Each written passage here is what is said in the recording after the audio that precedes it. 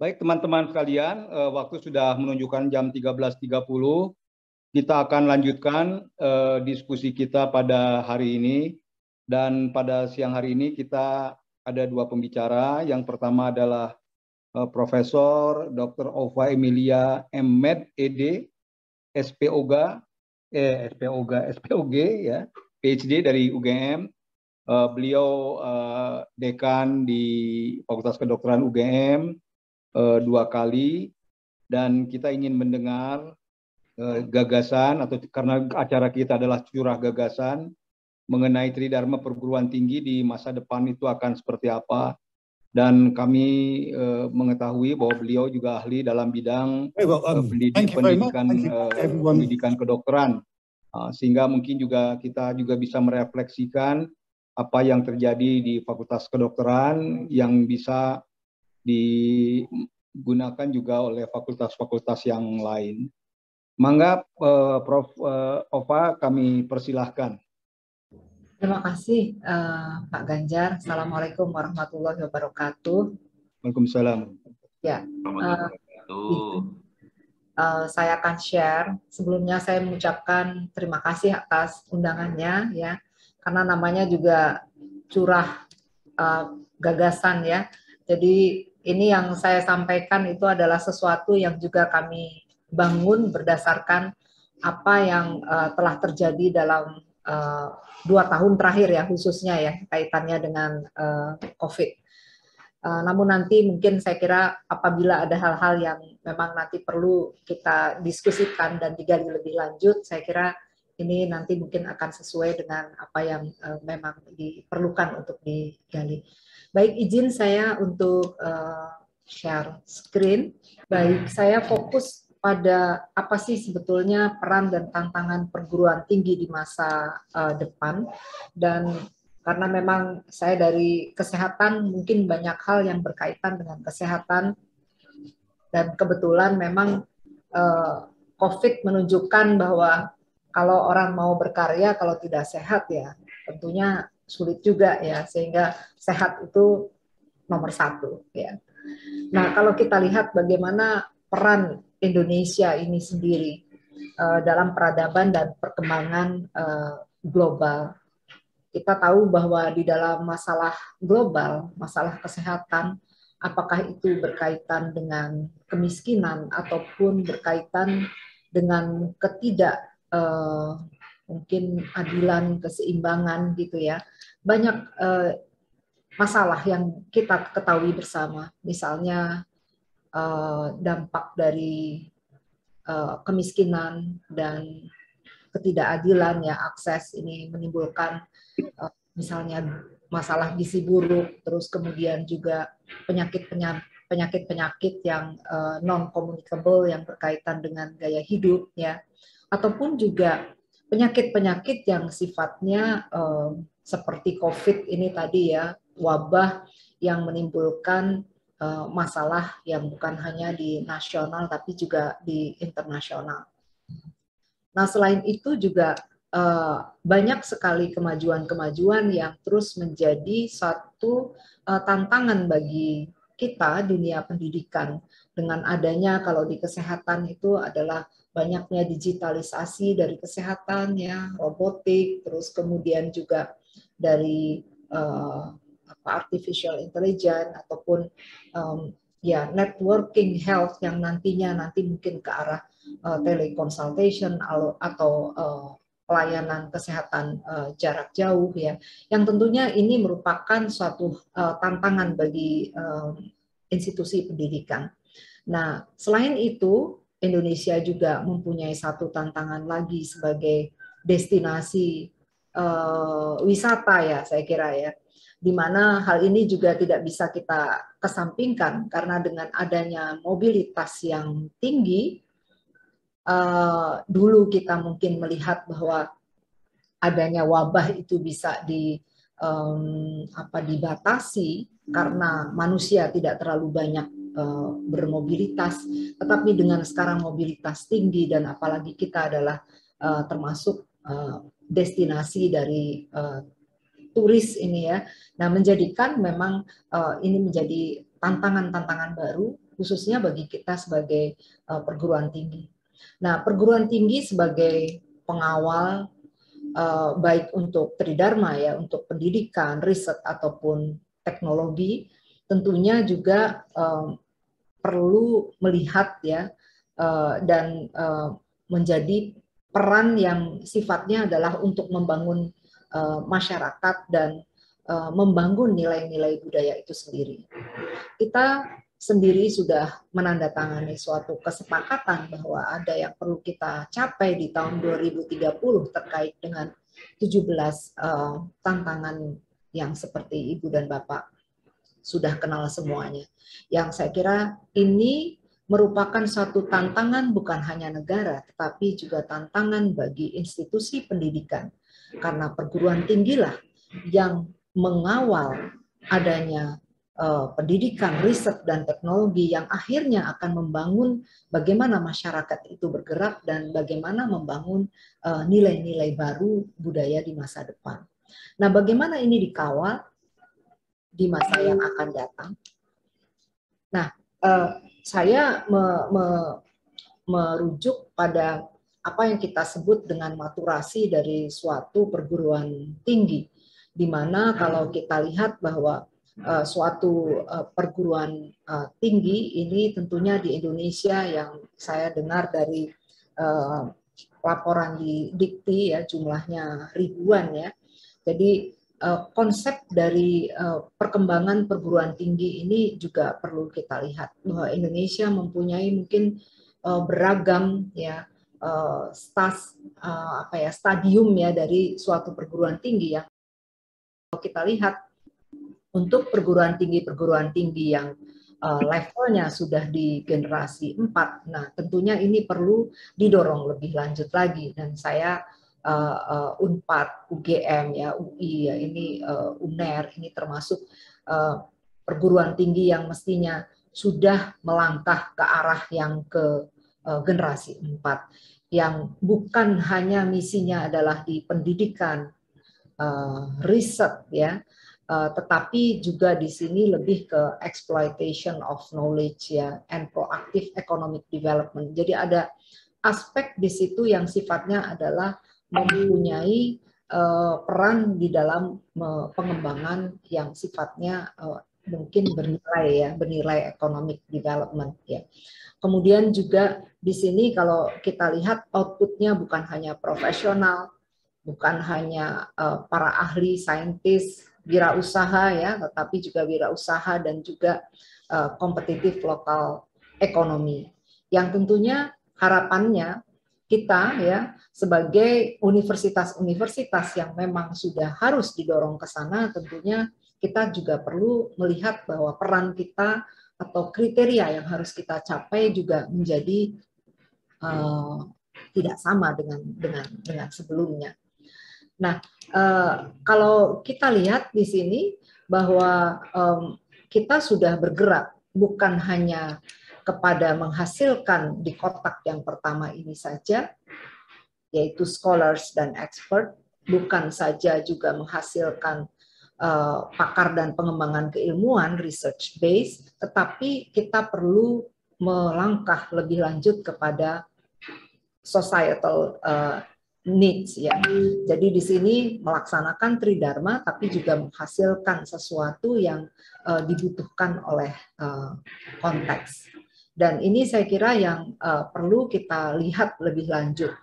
Nah, kalau saya melihat berpengalaman dari 2 tahun terakhir dengan adanya COVID, ini kita sebetulnya seperti didorong lebih cepat untuk melakukan perubahan ke arah societal needs secara lebih ekstensif ya, dan kita belajar banyak dari situ. Nah, dari situ muncul suatu konsep yang memang saya melihat ini perlu kita tekankan, seperti yang disebutkan di dalam WHO oleh Bullen ya, Charles Bullen, bahwa the obligation to direct their education, research and service activities towards addressing the priority health concerns of the community, the regions or nation they have a mandate to service. Jadi universitas tentunya di sini yang mempunyai yang sudah matur itu tadi, dia mempunyai kewajiban. Kewajiban justru di sini pendidikan itu yang disesuaikan dengan apa yang menjadi concern dan prioritas dari komunitas ya.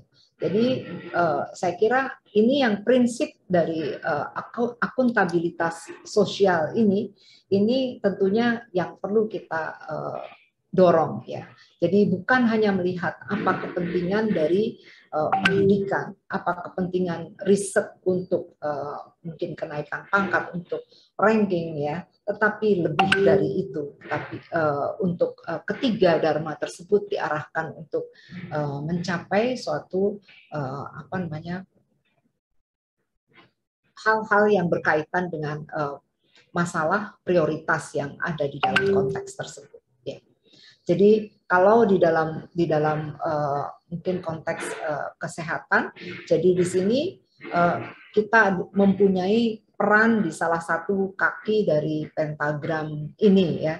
Jadi kalau ini adalah contoh dari berkaitan dengan kesehatan, di mana di situ perannya bukan hanya para pengambil keputusan ataupun para manajer ataupun para kalau di kesehatan ya para dokter ya atau kumpulan-kumpulan organisasi profesi dan juga masyarakat, tetapi di sini kita mengambil peran salah satu dan kita berperan aktif ya, berperan aktif dalam hal ini sehingga semuanya berfokus kepada problem yang dihadapi oleh masyarakat ataupun konteks tersebut ya. Nah, saya kan mungkin sharing saja beberapa yang mungkin ada dalam pemikiran kami yang berkaitan dengan apa sebetulnya dharma pendidikan di masa depan ya. Ada beberapa poin ya yang kita lihat. Yang pertama adalah bahwa ke depan tujuan pembelajaran itu semakin student centered. Ya, kita tahu bahwa kalau di kedokteran ya sejak adanya banyak inovasi ya, ada problem based learning dan macam-macam yang sudah dilakukan, ini arahnya memang sudah mulai bergeser ke arah student centered, tidak lagi ke teacher centered, dan ini memang merupakan suatu arah masa depan dan tailor made. Jadi tailor made ini jadi memperhatikan juga dari bakat atau potensi ya atau minat dari mahasiswa ya. Yang tentunya kalau saya lihat ini sekarang ini dengan adanya MBKM itu sebetulnya nafasnya adalah ke arah sana ya. Kemudian juga yang kedua, online dan blended learning menjadi dominan pada semua lini pendidikan. Jadi kita diajari oleh COVID dan ternyata itu mempercepat kita untuk bisa kita meraih untuk bergeser ya, menggeser misi dari institusi pendidikan itu ke arah yang lebih kepada konteks priority. Kemudian yang ketiga bahwa learning itu without border. Jadi tidak hanya harus di dalam kelas ataupun kampus. Justru sekarang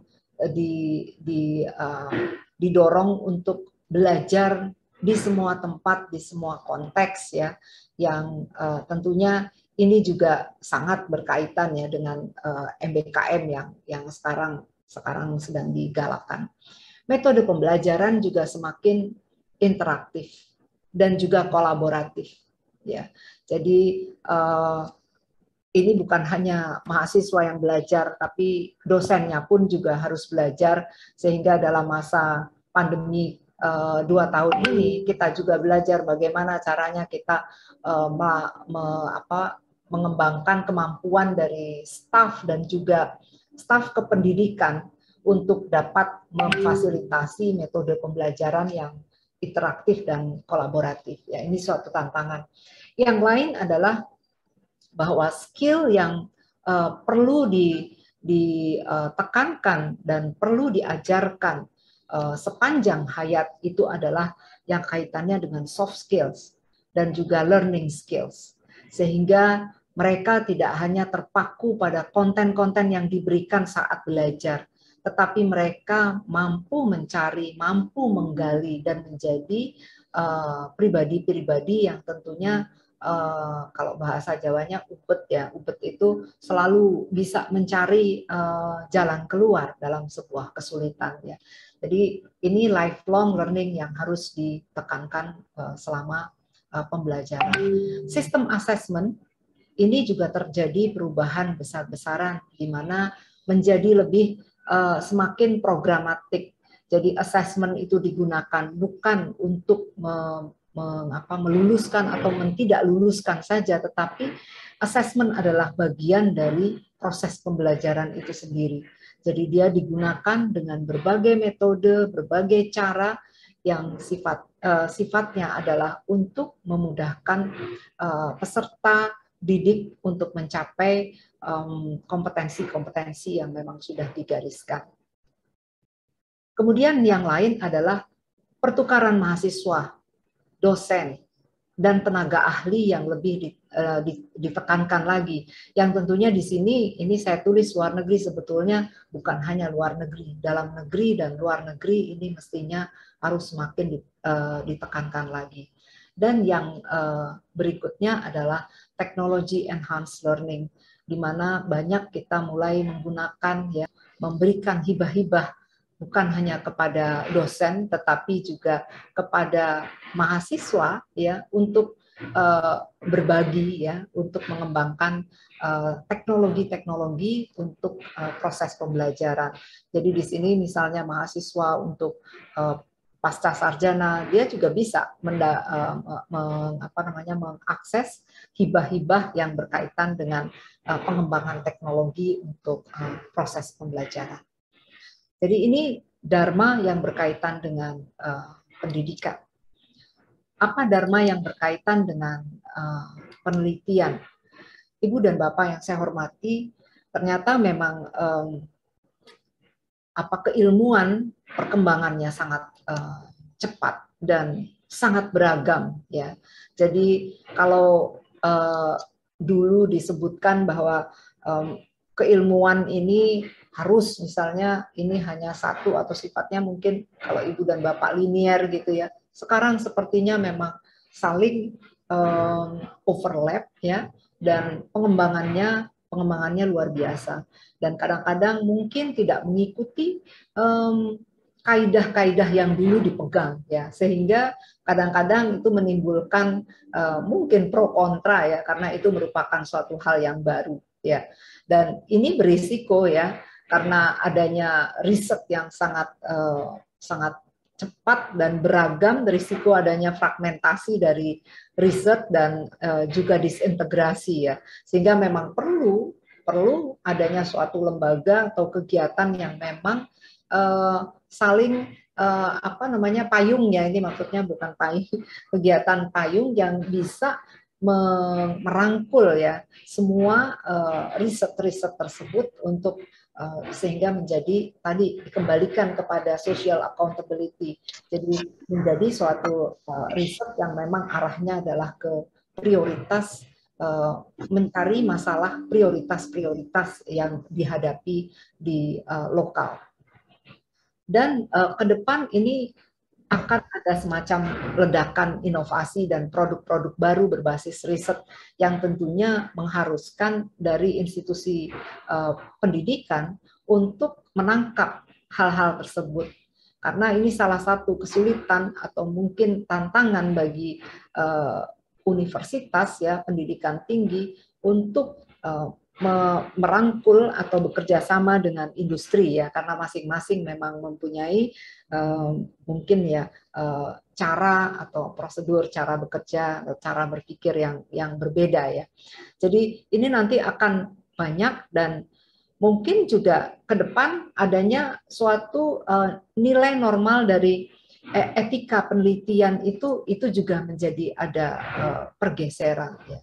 Kita lihat bahwa pada saat COVID kemarin, begitu kita sulit mencari apa sih yang menjadi standar emas, standar baku ya, pada saat kita melakukan trial obat ya, atau mungkin trial suatu alat ya, ini menjadi satu diskusi dan mungkin merupakan suatu hal baru ya, hal baru, paradigma baru di dalam etika penelitian ataupun dalam metode-metode yang kita lakukan bersama.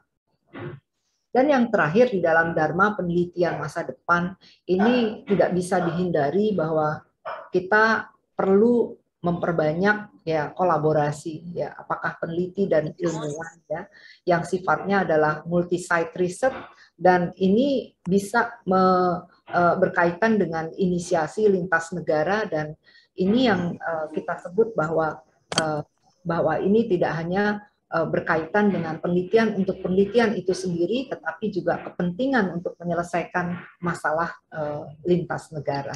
Ya. Nah, yang ketiga adalah bagaimana penerjemahan Dharma pengabdian masa depan.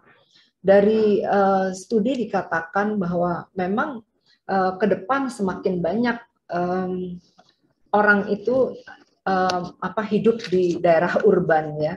Jadi mungkin target pengabdian masyarakat itu bukan hanya pedesaan atau daerah-daerah yang terpencil ya, tetapi juga masyarakat daerah urban itu juga menjadi suatu target pengabdian masyarakat yang di situ fokusnya adalah pada pengembangan keterampilan dan juga soft skill dari masyarakatnya.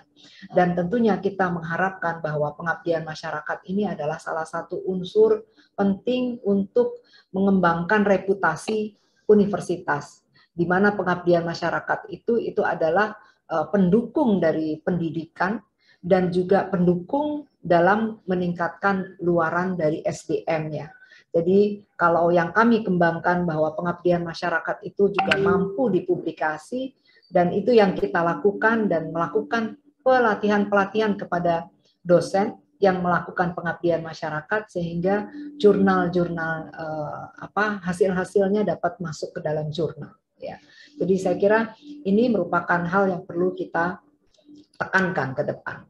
Nah, Ibu dan Bapak yang saya hormati, jadi mungkin ini sebagai suatu rangkuman bahwa adanya suatu perluasan peran dari universitas, terutama untuk universitas yang masuk dalam generasi matur ya, bahwa di sini bahwa dia tidak cukup dengan hanya misi Tridharma, tapi harus ada misi tambahan yang kaitannya dia sebagai pemberi ide gitu ya, untuk melakukan inovasi-inovasi di ekosistemnya tersebut.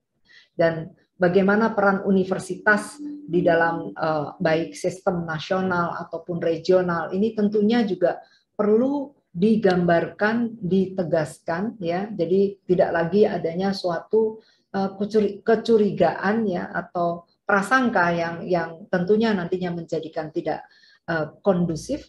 Kemudian juga adanya keterlibatan dengan lokal yang lebih intens lagi, yang tentunya ini adalah berkaitan dengan menggali masalah dan apa yang diperlukan, sehingga universitas menjadi salah satu tempat berpikir, tempat meramu apa yang harus dilakukan di lokal tersebut ya. Kemudian juga sebetulnya ke depan bahwa dengan peran tersebut ini bisa masuk di dalam competitiveness dari sebuah universitas, bahwa tidak hanya diukur dari 3 dharma tersebut, tapi juga diukur dari dampak sosial yang diberikan oleh universitas tersebut ya. Mungkin di peran secara sosial ekonomi, mungkin dari penyediaan pekerjaan ya, mungkin juga dari lingkungan yang terbangun, mungkin kalau di kesehatan ya mungkin berkaitan dengan beberapa indikator kesehatan yang ada di wilayah tersebut. Dan di sini tentunya universitas itu akan memimpin transformasi di dalam konteks lokal tersebut dan sesuai masalah yang dihadapi. Dan saya kira ini yang perlu kita pikirkan bersama untuk ke depan yang perlu kita lakukan. Nah, apa yang perlu kita lakukan untuk itu? Kalau kami dari Universitas Gadjah Mada, mungkin saya menuliskan beberapa hal yang perlu kita siapkan ya. Paling tidak saya menemukan ada 6 hal yang perlu kita perkuat untuk mencapai tadi ya generasi keempat itu. Jadi kita perlu memperkuat kolaborasi ya baik di dalam ataupun di luar negeri. Kemudian juga perlu melibatkan seluruh stakeholder dalam menentukan kebijakan arah Tridharma perguruan tinggi itu sendiri ya, dan tentunya melibatkan tadi yang 5 pentagram tadi ya, pentagram. Kemudian juga adanya reformasi birokrasi. Nah, ini yang mungkin perlu kita gotong bersama ya, yang sehingga berpusat pada masyarakat yang efisien dan juga adil. Kemudian kompetisi dari perguruan tinggi ini bergeser, mungkin tidak sifatnya kompetisi, tetapi menjadi lebih kolaborasi, lebih mungkin apabila memang ada afirmasi itu pemandatan, dan ada juga mungkin kalau referral itu mungkin adalah pembinaan ya sesuai dengan keunggulan yang dikembangkan oleh masing-masing universitas. Kemudian perlunya saya kira faculty development yang tadi saya sudah sampaikan, baik untuk dosen ataupun tendik dengan perubahan ya yang luar biasa baik di pendidikan ataupun di pelayanan. Dan ini ternyata juga satu hal, dukungan dan konseling untuk mahasiswa, karena yang terkaget-kaget bukan hanya dosennya tapi juga mahasiswa ya, karena memang kita berubah, betul-betul berubah, dan kita perlu membuat suatu layanan-layanan untuk memudahkan orang bisa adjust dengan tantangan yang baru. Saya kira itu yang bisa saya sampaikan, mungkin nanti bisa dalam diskusi lebih banyak lagi. Terima kasih. Wassalamualaikum warahmatullahi wabarakatuh. Baik, terima kasih sekali Prof. Ova atas paparannya. Banyak hal yang nanti bisa kita pelajari dan kita kembangkan.